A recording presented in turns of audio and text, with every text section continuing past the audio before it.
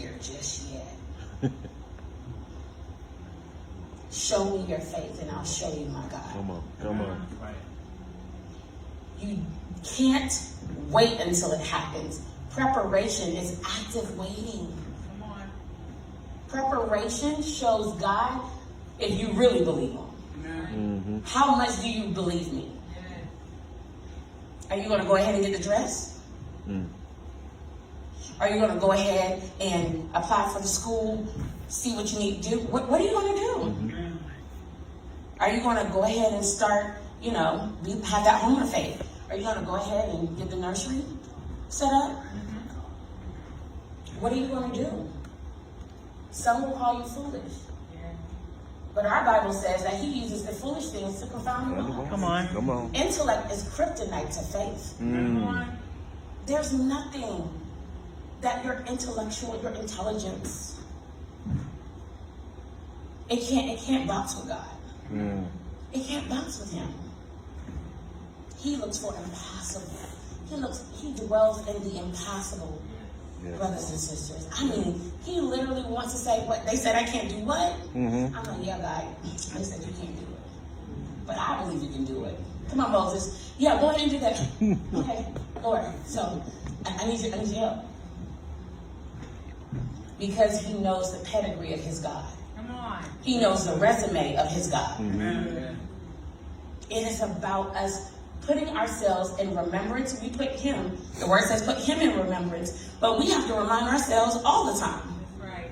When we start worrying, getting frustrated, when we start making mouth errors, because out of the abundance of the heart, the mouth speaks. Mm-hmm. So when we keep running and running and running and running and going and going and going and going, looking busy but not rested,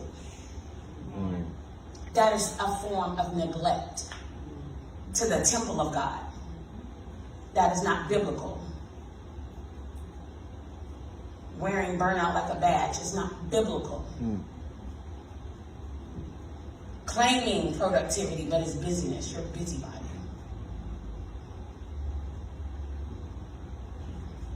The Son of God came down and dwelt in flesh. Did he not sleep? You fasting? He slept, right? Mm-hmm. Oh, okay. He stepped away from people, right? To go pray. Right?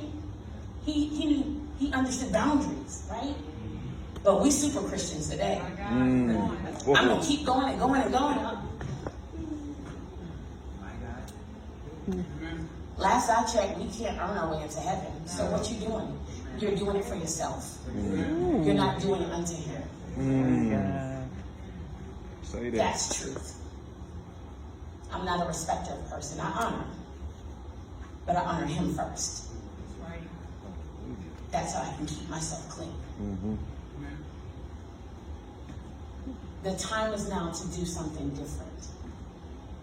It's not about, because I've just been doing this, and it's been working before, and guess what? That's why you're still in the cycle, because it's not working anymore. Come on.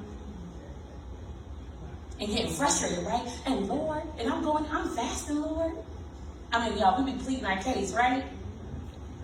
In the court of our prayer rooms, we be pleading our case. When we really get burdened, we plead everywhere. But I would like for you to consider, don't plead. Posture yourself in power. Don't plead. Put him in remembrance of his word. Yes. Yes. And that is how you strengthen your faith. Mm-hmm. When you recite and when you ingest, Mm-hmm. I mean, you can't out-eat your diet, Ooh. right? Ooh. You can't out-eat it. You can say, oh yeah, I've been working out. But you still gaining though, right? Help me understand, right? Ouch.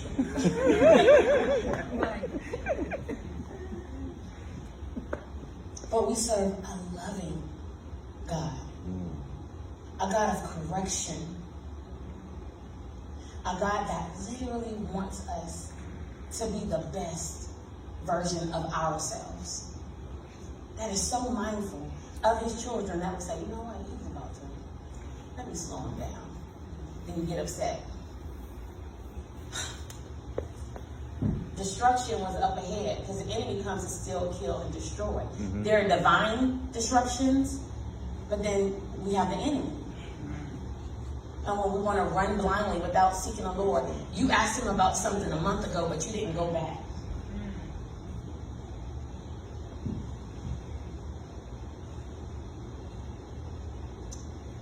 You go to the bathroom regularly, at least most people should. You eat. You should eat every 2 to 3 hours, right? We're talking maintenance here. So how are you maintaining everything and everyone else in your life but God? Come on. How are you maintaining every other relationship Yeah. but His? But. The source. The only way that you can actually show up. So we give everybody else, all of us, but we give Him scraps. Oh Lord, I'm so tired. I can't get to the prayer room. But Father God, we lay in the bed. I've been guilty. Come on. Understand, before it comes to you, it hits the prophet first. It's it. I've been guilty and had to slide out the bed like, Lord, forgive me. Hold on. Right. Let me go ahead and get this together. Come on. But that's maturity when you autocorrect, right? Someone doesn't have to call and check you. Although accountability is great, but it's literally about us getting to a place of autocorrect. Wait, I'm out of alignment. Hold on. Lord, I apologize. That's maturity. And So when we dwell with God, I want to issue a warning. When we dwell with God, expect faith that literally, unusual faith, that literally will have people talking about you. Oh, there she go again. right.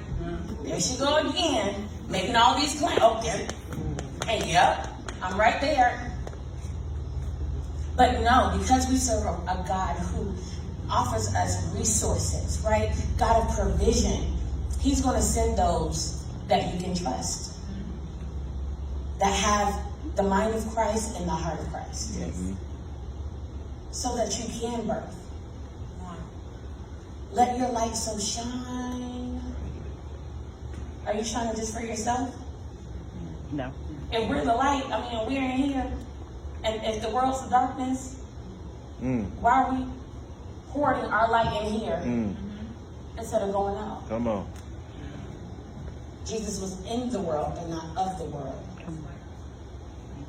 But He was open to maneuver, to dialogue. So I ask you, many of us have been seasoned believers, right? What in your life now, and it's rhetorical, but when you have your prayer time, what in your life now needs to change in order for you to inhabit the new?